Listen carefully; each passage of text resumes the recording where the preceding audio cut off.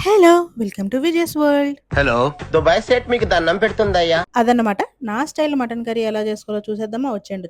ఇప్పుడేమేం చేయాలంటే కుక్కర్‌లో కొంచెం ఆయిలేయండి, జీలకర్రేయండి, తర్వాత ఈ మసాలా దినుసులు, యాలకులు, లవంగాలు, చెక్క ఇవేసేసి మటన్ మ్యారినేట్ చేసుకున్న మటన్‌ని వేసేసి కుక్కర్ పెట్టేయాలండి.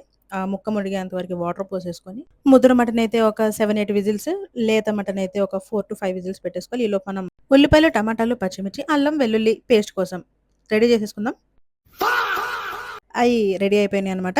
ఇప్పుడు కడాయిలో తగినంత ఆయిల్ పోసుకొని, యాలుకలు, లవంగాలు, చెక్క వీలైతే 2 బగారా ఆకులు వేసుకొని, ఉల్లిపాయలు, పచ్చిమిర్చి, కరివేపాకు ఏసుకొని బాగా ఏపేసుకోవాలనమాట. కొంచెం సాల్ట్ ఏసుకుంటే తొందరగా ఏగుతది. అందరికీ తెలిసిన చిట్కా నేను ప్రత్యేకంగా చెప్పక్కర్లేదు.